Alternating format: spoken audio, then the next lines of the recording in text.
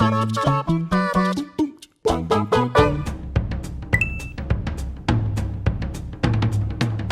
answer your question with another question. Please do.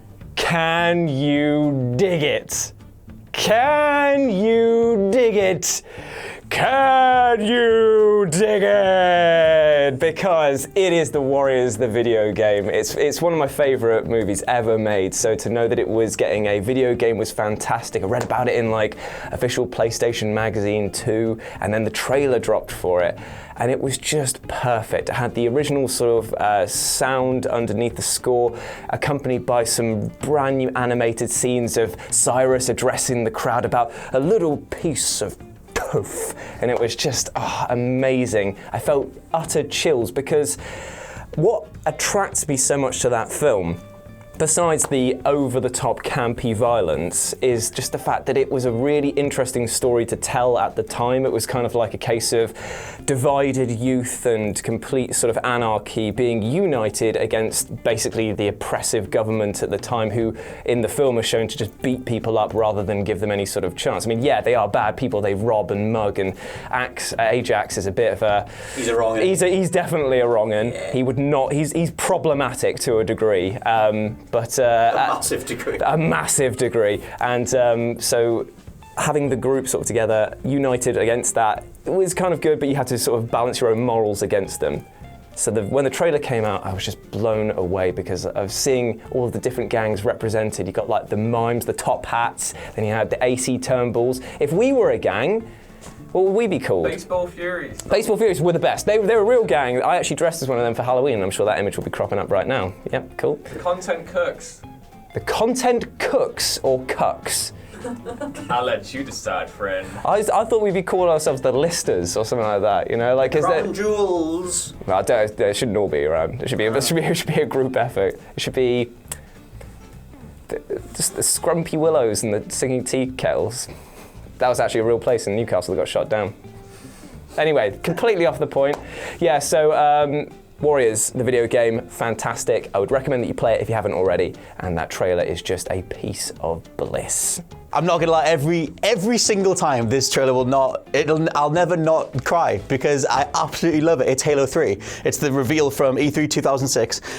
Because the thing is, like, I think Halo was at its peak back then. Like, if you look at the sales figures were ridiculous. That franchise was just on top of the world. And even when Halo 3 finally came out, they shut down Times Square to like just reveal it, put pictures of Master Chief everywhere.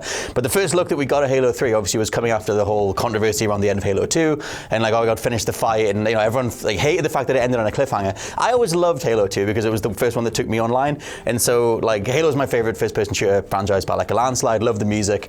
Marty O'Donnell's score is just iconic. That theme is phenomenal. And so by the time it got to how they're going to close this out, the final part, quote unquote, before we knew about potentially doing a Halo 4 and all that, and when they revealed that at E3 2006, and it's just Chief slowly walking towards the camera from massive distance, all through the smoke and the dust and everything. All his Cortana's talking to him like, I am your sword, I am your shield, I am whatever. And it's just, the music just rises up and he just gets to the front, and it's that little 3 piano note theme that like just keeps repeating throughout the whole thing. And it starts as a bass, like couple of piano notes, like dun, dun, dun, and it slowly builds to this big orchestral version at the end. Gets me every time. I adore the way that they rolled that whole thing out. And you just knew that they knew exactly what they were doing, because like if you dove into the development of Halo 2, they had a whole mess trying to put it all together at the end, hence the rushed ending and everything. And it just felt like a studio going like, we're gonna nail this and we're gonna get it right. And it came, following that was all the dev diaries and all that kind of stuff. But they just nailed every single part of it. And like, yeah, for the state that it was in at the time, what it meant to me, and just the way that they roll it out and the score, that thing is like magic, and I absolutely adore it. So if you haven't seen it, go check out the E3 2006 Halo 3 reveal, because it's still beautiful to this day. You've given me chills just describing it, and I really want to play Halo 3 now. It's the best. It's a travesty what happened with 343 Industries, but it's really good when Bungie had it. So yeah. Cast your mind back to 2012. I can't. It's been destroyed by drink and drugs. Cool. Anyway, the Olympics were in London, and it was all very busy down there. The Avengers hit cinemas. Josh Brown was nowhere near the man he is today because PSVR didn't exist. So true. But we were coming out of this Call of Duty renaissance. This was when Call of Duty was at its peak. And my personal favourite Call of Duty, if not the best one, sorry Modern Warfare fans, is Black Ops 1. Wow, that's a huge statement. No. You see? No way. It's Modern Warfare 2 is the best. Oh, get away, you cash. Black Ops 1, Black Ops 1, Black Ops 1, Black Ops 1. Anyway, Monster. come early 2012, we were starting to learn about what was coming next for Call of Duty, and of course, everyone was thinking, hey, it's going to be Black Ops 2, which was just an idea at the time. And then it was confirmed. When the first trailer dropped, I don't even need to talk about the rest of the trailer. Literally, all you need to get yourself hyped about Black Ops 2 back in 2012 was the opening of the trailer. What was in the opening? It was a black screen, and in typical Call of Duty fashion, you got the little. Sorry, just a black screen. It's a black screen, a black screen. Right, okay. Typical Call of Duty fashion, you get the little text in the bottom corner that goes, "This is what's happening. This is the date. This is the spec. This is who it is that's there. This is where you are," and it does that, and it's like da da da da da. Sergeant Frank Woods, and you think, oh. Now, in case you don't know, Sergeant Frank Woods goes kablooey in Black Ops 1. He falls through a window after pulling a bunch of pins off Kravchenko's chest. He falls through a window and he explodes, and you just assume he's dead because you don't see him again. So it comes up with his name, and it's like, okay, Frank Woods, sure. And then it says June 19th, and then it goes 20, pauses, 25.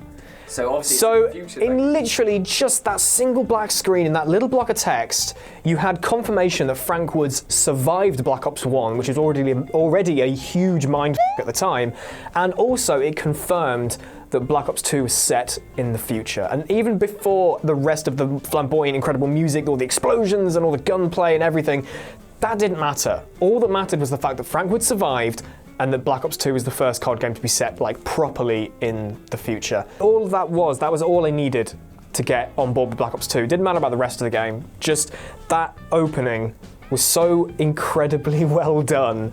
It sold me on the game before I'd seen the rest of it. So just literally a black screen and some text. Just some black screen and some text. What else do I need? Font was nice too. You do absolutely love minimalist stuff. I so, do, yeah. I do. But that's all I needed. That was just one of the best sort of reveals in Call of Duty history, especially. So, and Black Ops 2 is a great game. So, Nice. Well, you're wrong, but yeah, nice. Black Ops 1, mate. It's Modern Warfare 2. It's Black Ops 1. It's really weird because I'm looking at your mouth and you're making the shape of Modern Warfare 2, but some horrible shite is coming out. Ah, okay. Right, okay, cool. Well, speaking of horrible Speaking of shite.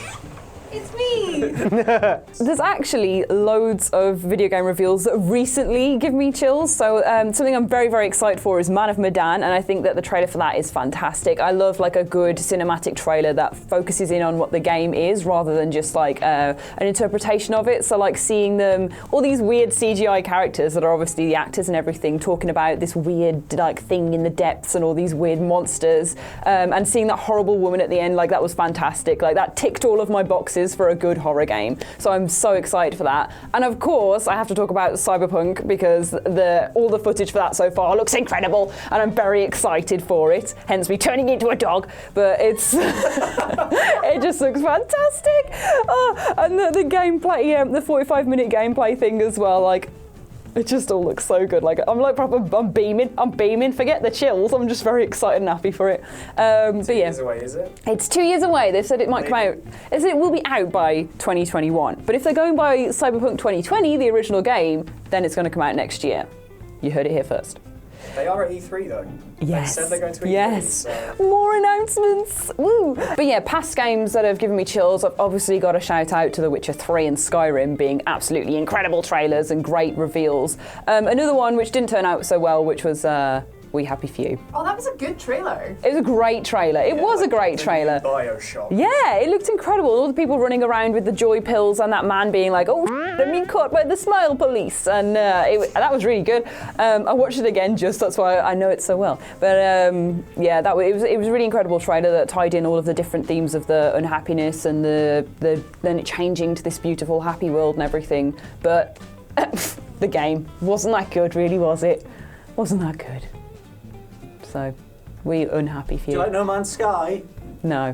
I'm gonna have to like go for kind of maybe an on-brand one, but also kind of came about this trailer in a very odd way. So back in 2008, you obviously know that The Dark Knight came out in cinemas. A great film by Christopher Nolan, all about Batman and the Joker and Gotham and other such things from DC Comics. But in the DVD/Blu-ray, it came with a little trailer for a video game called Batman Arkham Asylum. And it was only about 45 seconds long, but it was the coolest teaser ever. I'd never even heard that this game was getting announced my entire life. Batman games had been ranging from okay to I'll give you nightmares every now and then. So, you know what, when it got announced and it just looked so interesting, the style, I think today is probably, you know, we associate it with that kind of gimmicky late 2000s muscle-bound thing that every game was back then. But at the time, like the kind of heavily gothic stylized interpretation of the characters and those few brief snippets was so cool. It looked almost like a horror game. And then I basically went online and ended up searching everything about it and then tracked the game from its that announcement all the way to release, and it's 10 years old this year, Arkham Asylum. What? 10 years old, come August 28th. Yeah. Okay. Ooh! Diablo's bad, mate. Anyone got a shield? So they actually showed like little. It was definitely gameplay footage as well because like they have cutscenes, that was all rendered in Unreal in the actual game engine. But yeah, no, it was really cool. So they have the bit where you kind of walk out onto the asylum for the first time and see it all around you. There's a really weird bit of trailer music and also an early design for Zaz, where he's in an orange jumpsuit and not in that weird kind of swimming trunk look with the weird collar thing. But yeah. Worked for you. Yeah. Yeah. Woo! Yeah.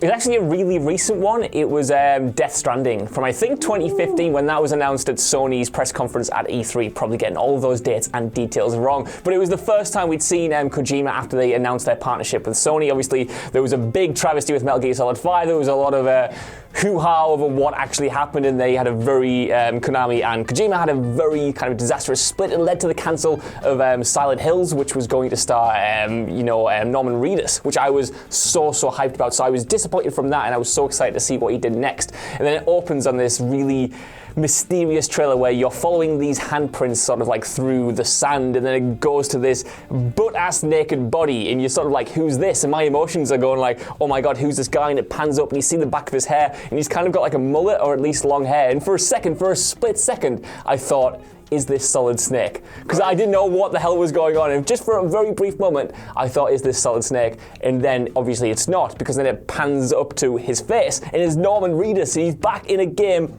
with Hideo Kojima, and I think even on like the trailer I watched before doing this, you can hear the crowd like sort of gasp, and I was along with them. I was like, oh my god, they're back. They've got the original team back, because the groundswell behind that Silent Hills trailer was just so, I don't know, so palpable. You could feel it. I was on board for it. So to see this game like get unveiled and like you didn't know anything about it, he was like hugging this baby and you're like, what the hell's going on with that? Why has he got no pants on? There's some squids. He's on a beach, and then you sort of pan up to see those figures in the distance, and it's just kind of like the whole trailer is like so evocative and mysterious, and you don't know what's going on. And the music choice, the song, I don't know what it is, but it's it just like got like, I was so emotional at this thing that I couldn't make any sense of, and I was so excited for the future.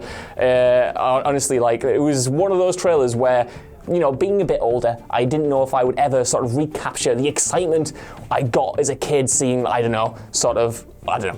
some games I probably enjoyed. Alien Colonial Marines, I really liked it when that was announced. I didn't know if I would ever recapture that excitement, but when this trailer dropped, honest, wipe me dry, Scott. It was unbelievable, and I was so excited, and I still don't know what the game is about, but every subsequent trailer has sort of managed to nail that same just sense of mystique and mystery, and I'm all in on what this game is going to be, to the point where I would honestly just take the trailers as a body of work rather than the actual game itself. They're good enough for me to just like enjoy as like this kind of weird little art project with these big names in it, and Kojima just flexing his muscles. That's probably what we're getting. Probably, and I'm fine with that.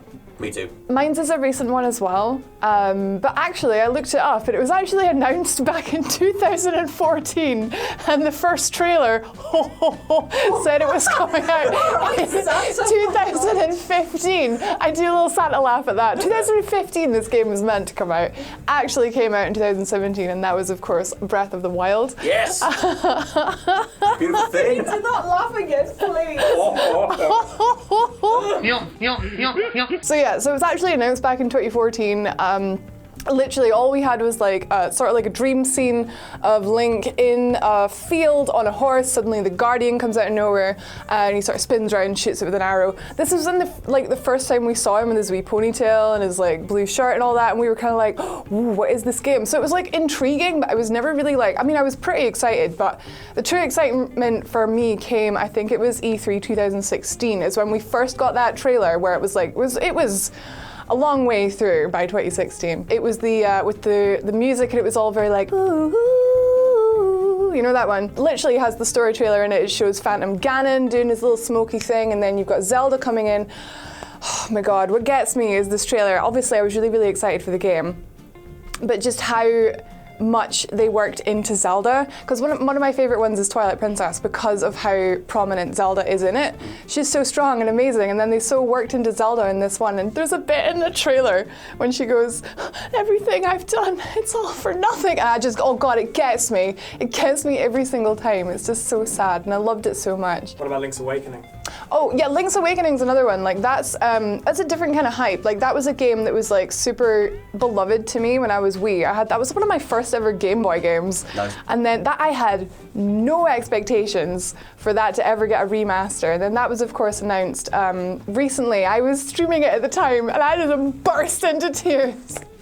As soon as you saw like Link on a boat, I was like, it's Link's Awakening? And then you see the mountain and oh my god, yeah, okay, yeah, Link's Awakening I was pretty hyped for, to be fair. Just Zelda in it. Just Zelda, innit? Just Zelda. Dark Souls 3 looked pretty cool as well.